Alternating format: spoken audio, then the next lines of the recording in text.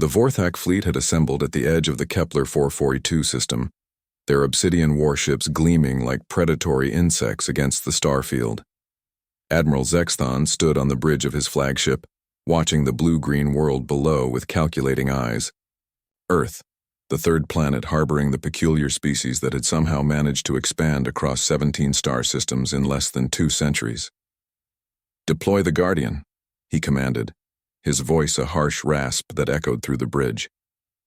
"Let's see how these humans handle our greatest weapon."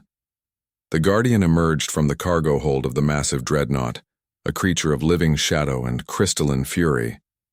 Standing 30 meters tall, its form shifted between solid matter and pure energy, defying the laws of physics that bound lesser beings.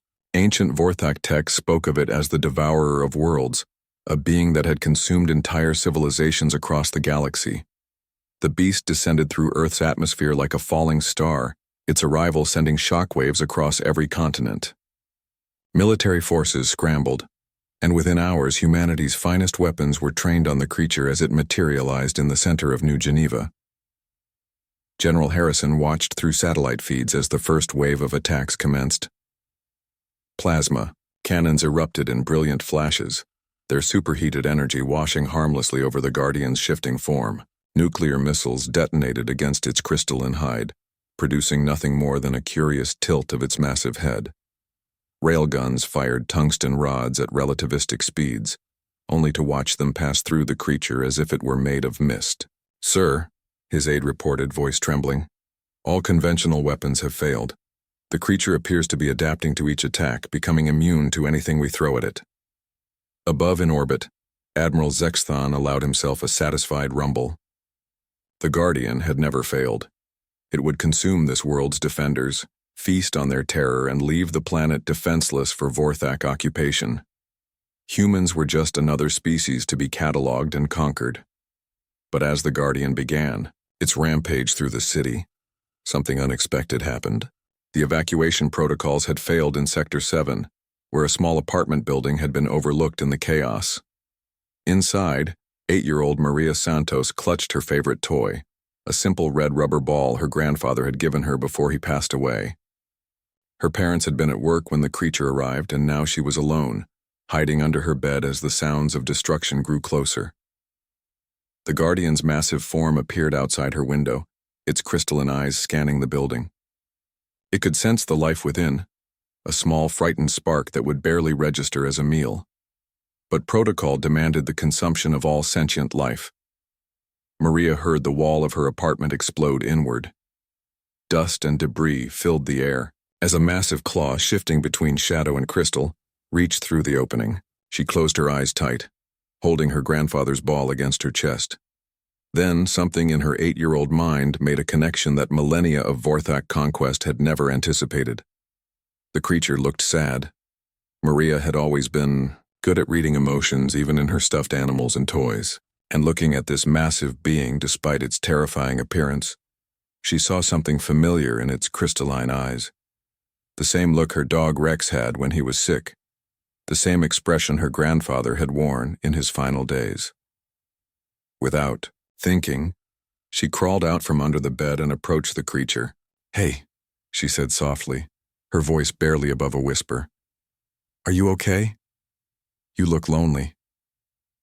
The Guardian froze. In all its eons of existence, across countless worlds and civilizations, no being had ever addressed it with concern. It was a weapon, a destroyer, a tool of conquest. The concept of loneliness was alien to its programming. Maria took another step closer, still clutching her ball. "My grandpa told me that sometimes when people look angry, they're really just sad inside. Are you sad?" The creature's form shimmered, its solid state becoming more stable, less violent. For the first time in its existence, it truly looked at the small being before it. Not as prey, not as an obstacle, but as something else entirely. "Here," Maria said, holding out her red ball. "This always makes me feel better when I'm sad. You can have it." She tossed the simple rubber ball toward the creature's massive claw. The moment the ball made contact with the Guardian's crystalline surface, something unprecedented happened.